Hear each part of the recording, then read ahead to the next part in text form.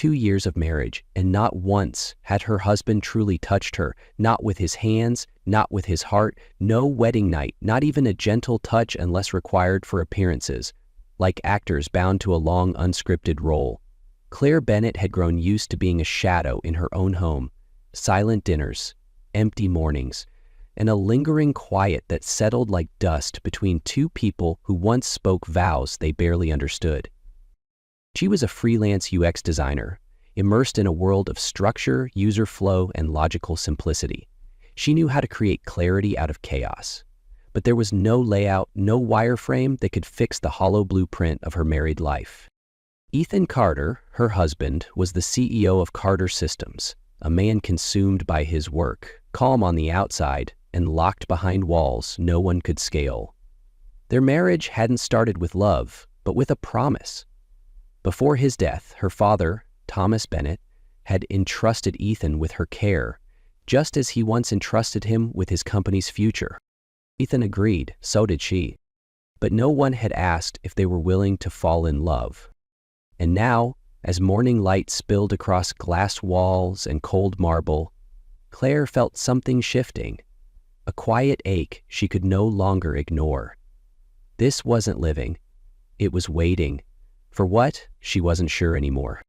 Mornings in the villa were always quiet, so quiet Claire felt as if she existed outside of time. No footsteps, no voices, just sunlight moving slowly across the cold glass walls. She made her coffee, opened her laptop, and slipped into work, designing a user interface for a health app. The icons had to feel friendly, the fonts legible, the spacing airy and breathable. Every detail was under her control, shaped by instinct and habit. And yet, the cruel irony was this: her life had no such control. Ethan usually left before dawn and returned well after 8. Some days, the only proof of his presence was the soft thud of the front door, just enough to know he still existed. Occasionally, they attended company galas or charity dinners together. She played her part, the elegant wife, smiling just enough, nodding at the right moments. But behind the silk dresses, the heels, and the perfect red lipstick lived a woman slowly unraveling beneath the weight of being unseen. She had once told herself she could live this way, independent, self-sufficient, untouched by sentiment, but lately she wasn't so sure. Something inside her had begun to crack, like a hairline fracture in a flawless glass wall, and she knew, once it broke, nothing would be able to hold it back. Their second anniversary arrived without a word.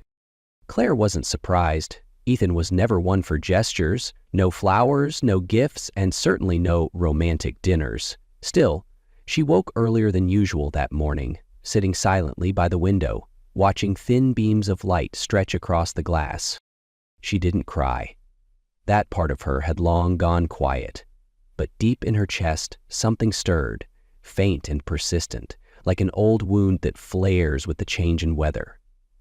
This morning, she realized she still hoped, not for much, just a look, a moment of recognition, some quiet reminder that she still existed in his world. By late afternoon, Claire walked into the bedroom and opened the closet. Her eyes fell on the red silk dress, untouched, tag still hanging. She had bought it just after their wedding, thinking, one day he'll see me, really see me. 2 years later, the dress had never been worn. She pulled off her soft t-shirt and slipped into the dress. The silk grazed her skin like a sigh. She left her hair down, applied a touch of blush, and chose a lipstick he once said looked nice. At a product launch nearly a year ago, she never forgot that fleeting compliment. She set the dining table with care. A white linen cloth, cedar-scented candles, crystal glasses, and 2 plates of roasted chicken with ginger honey glaze. Ethan's favorite. None of it was for show. It was a quiet message. I'm still here. I'm still trying. At nearly 7 p.m., she heard the door open. His familiar footsteps echoed across the hardwood floor. Ethan appeared at the end of the hallway, still in his suit, briefcase in hand. He stopped when he saw her. Claire didn't speak. She stood near the table, bathed in warm candlelight, her hand resting gently on the back of a chair. Her expression was calm, but her eyes held 2 years' worth of unspoken things. "You made dinner?" Ethan asked, uncertain. "Just a small meal," Claire said softly, "to mark our anniversary." He nodded, his gaze scanning her face. "I remembered. I just didn't think you would." A faint smile touched her lips. "Bittersweet, tired. Neither did I, not until this morning." Ethan sat across from her. Claire noticed the hesitation in his every movement. The way he pulled out the chair, placed his briefcase beside it, adjusted his posture. He looked like a man stepping into a room he wasn't sure he belonged in. But he stayed, and for her, that was enough for a beginning. She poured the wine. The red liquid shimmered under the candlelight, mirroring the quiet distance and the fragile emotion slowly unfolding between them. She spoke first, not softly but with deliberate calm. "I can't remember the last time we had dinner together." Ethan looked up from his glass, meeting her eyes. "Maybe. Christmas, our first year." Claire let out a faint smile. "It was cold that night. But not as cold as we were." She hadn't planned to say it, but once she did, she didn't regret it. She'd been silent too long. Ethan didn't flinch or grow defensive, as she might have expected. Instead, he looked at her, really looked.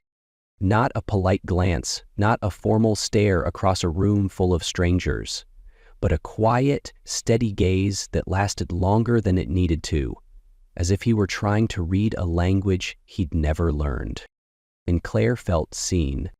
She wasn't stunning in the classic way, but tonight she knew she looked beautiful, in her own soft, intentional way. The red dress clung just right, candlelight danced in her eyes. But what made her glow was something deeper, the feeling of being recognized. "Claire," Ethan said slowly, as though testing each word, "I know I've kept my distance. I wasn't sure if you wanted me closer." Her heart pulled tight. Maybe she'd painted him as indifferent, but that voice, its awkward honesty, spoke of a fear she hadn't considered. "I waited for you," she replied, "and maybe you thought I was the one keeping you out." Ethan nodded slightly. "Maybe. We both were afraid." A quiet settled between them, but this time, it didn't feel empty. It felt like space, cleared of all pretense, finally ready for something real. Then he looked at her again, longer, and in that gaze, there was more than just recognition. There was confusion, regret, and something like admiration. "That dress," he said, voice a little lower, "looks really good on you." Claire didn't laugh, didn't thank him out loud, but something softened in her chest. One small, unpolished compliment. Yet from this man, in this moment, it meant more than anything she'd ever been given. And tonight, for the first time, Claire didn't feel like she was dining alone. After dinner, Claire quietly began clearing the table. She didn't expect Ethan to follow, but the sound of his footsteps behind her made her pause. "Let me help." His voice wasn't loud or confident, but there was something genuine in it, enough to make her turn. She looked at him for a few seconds before nodding. It was a quiet agreement between two people just beginning to relearn how to exist beside each other. Ethan removed his jacket, rolled up his sleeves, and stood next to her at the sink. Claire handed him a towel while she washed the dishes. For the first time in what felt like forever, they stood side by side without feeling disconnected. The sound of water and the faint scent of soap formed a quiet rhythm, like the start of something slow and human. "Do you have work tomorrow?" Ethan asked, his voice casual, like they did this all the time. Claire nodded. "Yes, a new meditation app project. The client wants a minimalist design, but still warm and safe." Ethan smiled softly.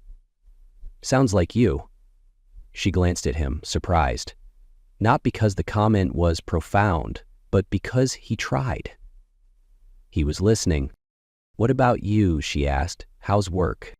"The board's getting pushy," he said. "They say a CEO can't keep the company's image intact with a marriage that looks like a corporate deal." Claire tightened her grip on the glass. "And what do you think it is?" He didn't answer right away. He set the glass down, dried his hands, and turned toward her. "I don't know. But tonight, you made me question that." Claire said nothing. Something inside her softened, something she hadn't felt in years. They didn't have to say much more. They moved to the small breakfast bar, sitting close, like friends who hadn't talked in too long. They spoke of little things, work, the cafes around Austin they both liked but never visited at the same time. Claire shared a memory of sketching alone in a park. Ethan recalled a text seminar Thomas once took him to, his voice warmer when he spoke of her father. "Your father, he trusted me more than anyone," Ethan said, eyes distant. "Maybe too much." Claire's chest tightened. "He trusted you to protect me, but you never really tried." He met her gaze. "I didn't know how. Or if I was even allowed to." "And I," she murmured, "pretended I didn't need to be." The silence that followed wasn't uncomfortable. It was full of acceptance, of truth. Claire lifted her eyes and met Ethan's. His gaze was no longer distant. It was gentle, vulnerable, full of something she couldn't name but recognized instantly. Neither of them moved first. Yet somehow they both leaned in. The kiss came slowly, unexpectedly, tentative, almost unsure, but neither pulled away. Claire felt his breath, his hand brushing her cheek. It wasn't fierce or possessive. It was simple, a message. "I'm here, with you." When they pulled apart, their eyes still locked, Claire knew. For the first time, they were finally in the same moment, together. That morning, after Ethan left the house, Claire poured herself a cup of hot tea and sat by the window, the soft sunlight falling on the table like a gentle blessing for a new beginning. In her head, Ethan's words from last night, those seemingly sincere looks, were still ringing. Something had changed. She could feel it. But things began to turn around when she entered the office. Initially intending to find an old design document, her eyes stopped on a wooden bookcase against the wall. On the bottom shelf was a drawer she had almost forgotten about. A few of her father's keepsakes. An object lay there, thicker than a regular file. Claire sat down and opened the drawer. A dark brown leather folder was neatly tied with a string. As she untied the string and flipped through the pages, a chill ran down her spine. They were printouts of emails between her father, Thomas Bennett, and Ethan, all dated not long before the wedding. The first line was like a blow to the chest. "Ethan, if you agree to marry Claire, I will transfer 35% of the company's shares to you. The board of directors will not object if I am the one behind the support." She flipped further. There was the handwritten contract with the CEO position and Thomas's full approval. And what sent her heart plunging into the pit? Ethan's signature. Clear, strong, and without hesitation. The emotions that had broken through poured out like a broken dam. Claire saw herself as neither loved nor chosen. She was part of a strategy, a reward for loyalty, an asset that came with power and company stock. She put the papers back, closed the file, and closed the chapter of her life that she thought she understood. The tea on the table was cold now, as if all the warmth from last night had never existed. Claire did nothing all afternoon. She sat on the sofa, hugging her knees, her eyes wide but unfocused. She did not cry because tears were a privilege, an expression of hurt from things that had once mattered. And right now she was not sure what in her marriage had ever been true. It was almost 6 o'clock when she heard the car stop in front of the house. Then the lock turned.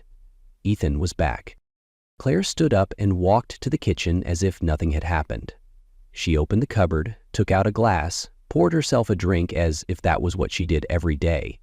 Her heart was pounding, but outside, everything was absolutely calm. "Claire?" Ethan's voice echoed from the hallway.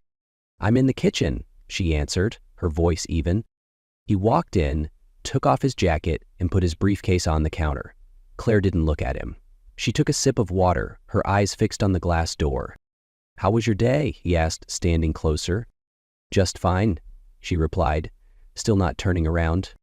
Ethan looked at her for a moment, then leaned forward to take a glass from the cupboard and stood next to her. They were less than a meter apart, but there was an ocean between them. Claire knew he could sense the change, but she wouldn't let him. Not with her actions, not with her words. Because she wasn't ready to be angry, to be hurt, to confront it.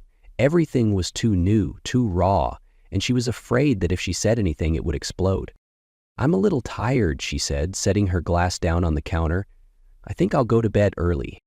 "Claire, it's okay," she interrupted, meeting his eyes for the first time. But they betrayed nothing.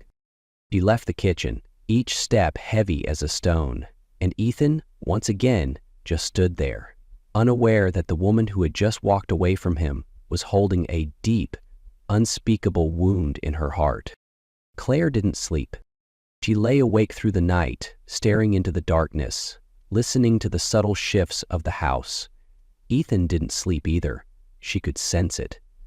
He was downstairs, maybe in his office, maybe just sitting in the dark. Like her, the space between them wasn't silence anymore. It was truth, undeniable and chilling. Everything she had believed in had been built on a deal. Just before dawn, Claire sat up and began packing. A few changes of clothes, her laptop, her sketchbook. Nothing more than the essentials. She didn't cry. She didn't hesitate.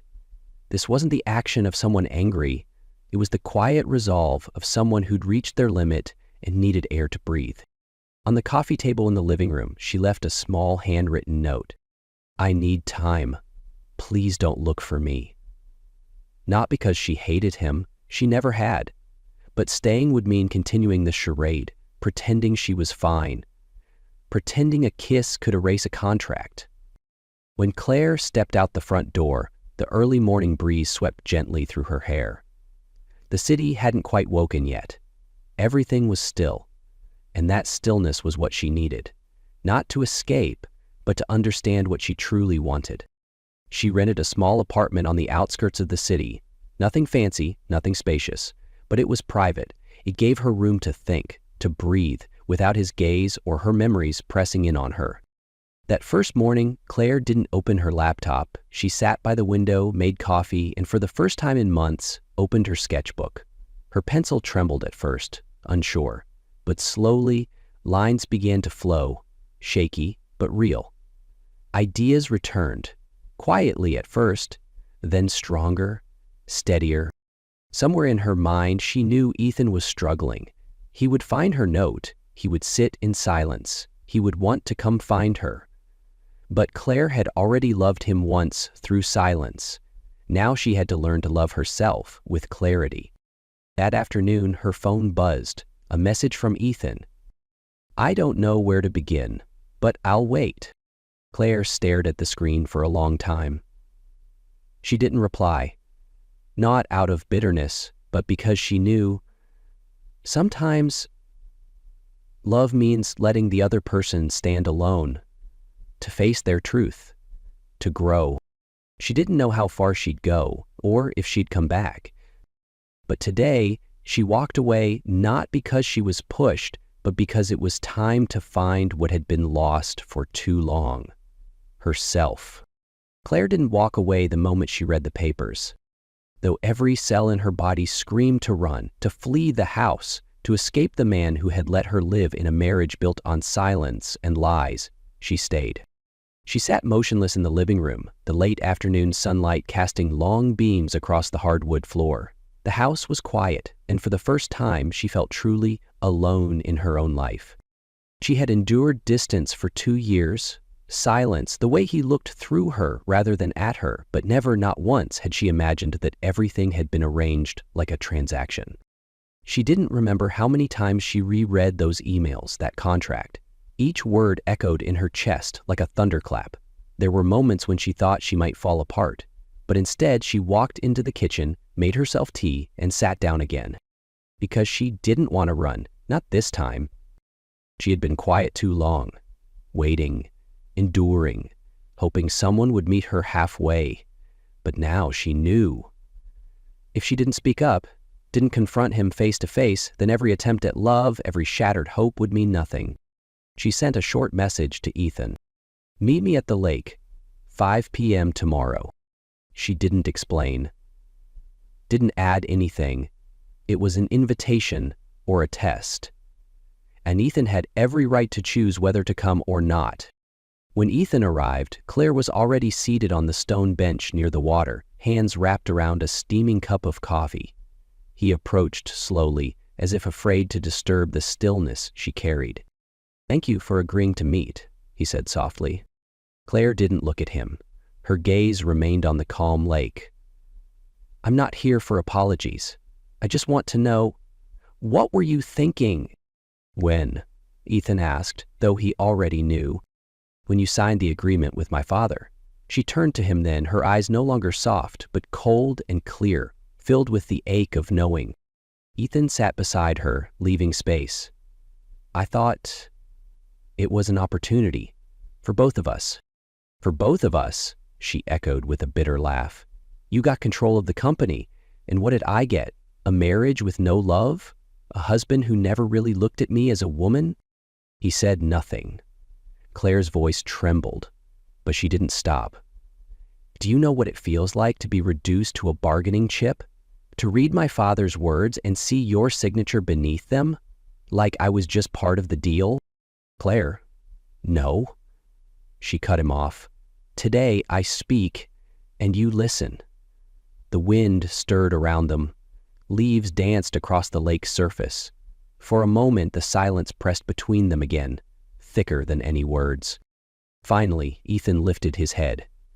"I know I was wrong, not just for signing that agreement, but for what I did afterward, or rather, what I didn't do.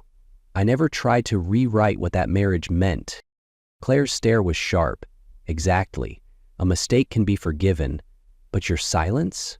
Your emotional distance? That's what broke me." "I was afraid," he admitted. "Afraid if I got closer, you'd see who I really was. A man unworthy of being loved." Claire said nothing for a long moment. Her voice, when it came, was soft but unwavering. "I wanted to love you. Despite how we started, I tried. But I'm tired. I can't keep trying alone." Ethan nodded slowly. "I'm not asking for forgiveness. Just don't shut the door completely. I need to learn how to walk through it, for real, on my own, not on your father's terms." She stood then, adjusting the scarf on her shoulders. Before she left, she turned back once.